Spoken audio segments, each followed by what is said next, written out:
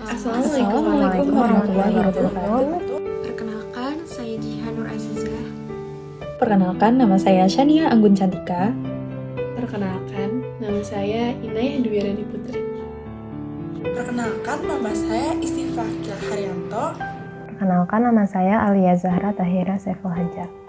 Perkenalkan, nama saya Nurjian Syarifah Akilah. Perkenalkan, nama saya Alif Nurrizati. Kami dari kelompok Mentoring Akhwat 09 akan menjelaskan mengenai adab-adab menuntut ilmu dalam Islam. Bagi seorang muslim, menuntut ilmu adalah tanggung jawab sehingga harus dipastikan kebenaran dan manfaatnya. Ilmu yang diperoleh nantinya digunakan untuk memperbaiki diri sendiri dan lingkungan sekitar. Ilmu adalah kunci segala kebaikan dan pengetahuan. Ilmu merupakan sarana untuk menjalankan apa yang Allah perintahkan kepada kita. Tak sempurna keimanan dan tak sempurna pula amal kecuali dengan ilmu. Dengan ilmu Allah disembah, dengannya hak Allah ditunaikan, dan dengan ilmu pula agamanya disebarkan. Hal ini membuat kebutuhan pada ilmu lebih besar dibandingkan kebutuhan pada makanan dan minuman. Sebab keberlangsungan agama di dunia bergantung pada ilmu. Manusia lebih memerlukan ilmu daripada makanan dan minuman, karena makanan dan minuman hanya dibutuhkan 2 kali atau 3 kali dalam sehari, sedangkan ilmu diperlukan di setiap waktu. Sebagian di antara kita mungkin menganggap bahwa hukum menuntut ilmu agama itu sekadar sunnah, yang artinya mendapat pahala bagi siapa yang melakukannya dan tidak berdosa bagi siapa yang meninggalkannya. Padahal Rasulullah Shallallahu Alaihi Wasallam dalam sebuah hadis Ibnu Majah telah menjelaskan tugas dan tanggung jawab Muslim untuk menuntut ilmu. Hadis tersebut artinya mencari ilmu adalah kewajiban setiap Muslim, dan siapa yang menanamkan ilmu kepada yang tidak layak, seperti yang meletakkan kalung permata, mutiara, dan emas di leher hewan. Saya akan menjelaskan syarat-syarat menuntut ilmu dalam Islam. Yang pertamanya yaitu cerdas akal, emosi, dan akhlak. Yaitu cerdas akal akan menghasilkan cara berpikir yang baik, sehingga dapat membedakan antara benar atau salah informasi yang kita dapatkan dalam menuntut ilmu. Dan juga dengan cerdas akal ini kita bisa memahami ilmu dengan baik. Yang kedua yaitu cerdas mengatur emosi agar kita tidak memiliki sifat tamak dan tetap rendah hati dengan ilmu yang kita dapatkan. Kemudian yang ketiga adalah cerdas akhlak. Hal ini sangat penting karena orang yang pintar harus didukung dengan bagusnya akhlak yang dia miliki. Yang kedua yaitu kemauan yang kuat. Dengan kemauan yang kuat kita bisa mencapai dan mendapatkan ilmu yang kita inginkan. Tanpa kemauan yang kuat ini kita tidak akan bisa mencapai apapun keinginan kita. Yang ketiga yaitu sabar saat menemui kesulitan dan kemudahan.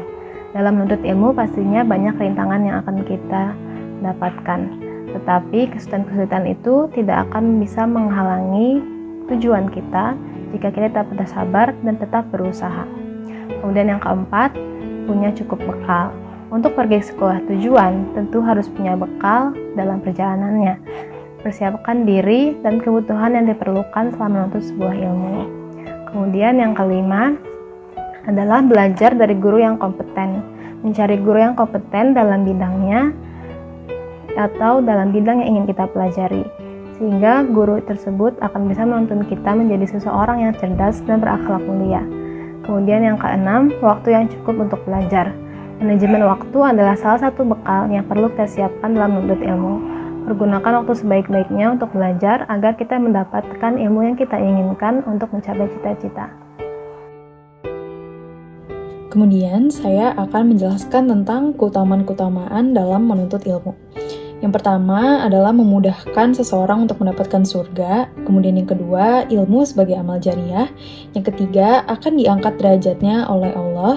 Yang keempat, orang berilmu adalah orang yang paling takut dengan Allah. Dan yang terakhir adalah orang berilmu diberikan kebaikan di dunia dan akhirat oleh Allah Subhanahu wa Ta'ala. Ada penuntut ilmu yang pertama, yaitu mengikhlaskan niat dalam menuntut ilmu. Dalam menuntut ilmu, kita harus ikhlas karena Allah Ta'ala, dan seseorang tidak akan mendapat ilmu bermanfaat jika ia tidak ikhlas karena Allah. Orang yang menuntut ilmu bukan karena mengharap wajah Allah, termasuk orang yang pertama kali dipanaskan api neraka untuknya.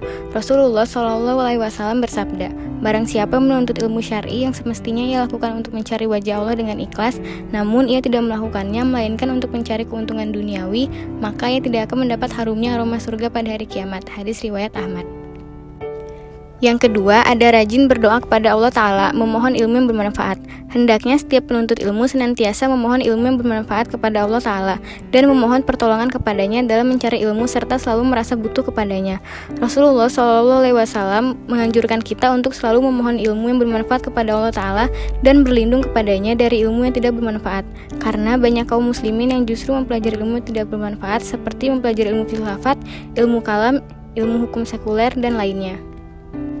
Adab yang ketiga yaitu bersungguh-sungguh dalam belajar dan selalu merasa haus ilmu. Dalam menuntut ilmu syar'i diperlukan kesungguhan. Tidak layak para penuntut ilmu bermalas-malasan dalam mencarinya. Kita akan mendapatkan ilmu yang bermanfaat dengan izin Allah apabila kita bersungguh-sungguh dalam menuntutnya. Rasulullah SAW bersabda, dua orang yang rakus tidak pernah kenyang, yaitu orang yang rakus terhadap ilmu dan tidak pernah kenyang dengannya. Yang kedua, orang yang rakus terhadap dunia dan tidak pernah kenyang dengannya. Hadis riwayat Al-Baihaqi.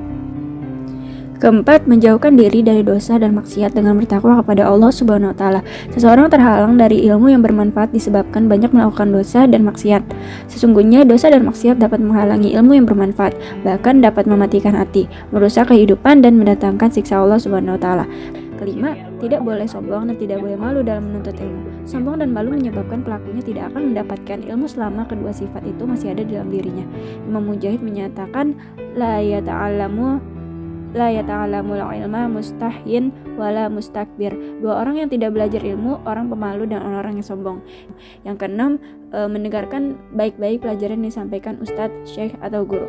Allah Ta'ala berfirman, sebab itu sampaikanlah berita gembira itu kepada hamba-hambaku, yaitu mereka yang mendengarkan perkataan lalu mengikuti apa yang paling baik diantaranya. Mereka itulah orang yang diberi petunjuk oleh Allah, dan merekalah orang-orang yang mempunyai akal sehat. Ketujuh yaitu diam ketika pelajaran disampaikan.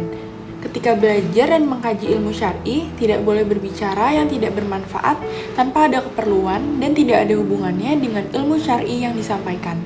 Allah Ta'ala berfirman, dan apabila dibacakan Al-Quran, maka dengarkanlah dan diamlah agar kamu mendapat rahmat. Kedelapan, berusaha memahami ilmu syar'i yang disampaikan dengan mencari tempat duduk yang tepat di hadapan guru, memperhatikan penjelasan guru dan bacaan murid yang berpengalaman. Bersungguh-sungguh untuk mengikat faedah-faedah pelajaran, tidak banyak bertanya saat pelajaran disampaikan, mengulang pelajaran setelah kajian selesai, dan bersungguh-sungguh untuk mengamalkan ilmu yang dipelajari. Kesembilan, menghafalkan ilmu syar'i yang disampaikan. Rasulullah SAW bersabda, semoga Allah memberikan cahaya kepada wajah orang yang mendengar perkataanku, kemudian ia memahaminya, menghafalkannya, dan menyampaikannya. Banyak orang yang membawa fikih kepada orang yang lebih paham dirinya. Disebutkan dalam hadis riwayat At-Tirmizi. Dalam hadis tersebut, Nabi SAW berdoa kepada Allah Ta'ala agar dia memberikan cahaya pada wajah orang-orang yang mendengar, memahami, menghafal, dan mengamalkan sabda beliau SAW. Maka kita pun diperintahkan untuk menghafal pelajaran yang bersumber dari Al-Quran dan hadis-hadis Nabi SAW. Adab menuntut ilmu yang selanjutnya adalah membagikan ilmu kepada orang lain. Sebagai manusia yang berilmu, alangkah baiknya kita bermanfaat untuk orang lain. Kita tidak boleh menyembunyikan ilmu. Sebagaimana Allah berfirman dalam Quran Surat Al-Mujadilah ayat 11 yang artinya, Allah akan meninggikan derajat orang-orang yang beriman di antaramu dan orang-orang yang diberi ilmu beberapa derajat. Dari sini kita tahu betapa sukanya Allah kepada orang yang mau berbagi ilmu.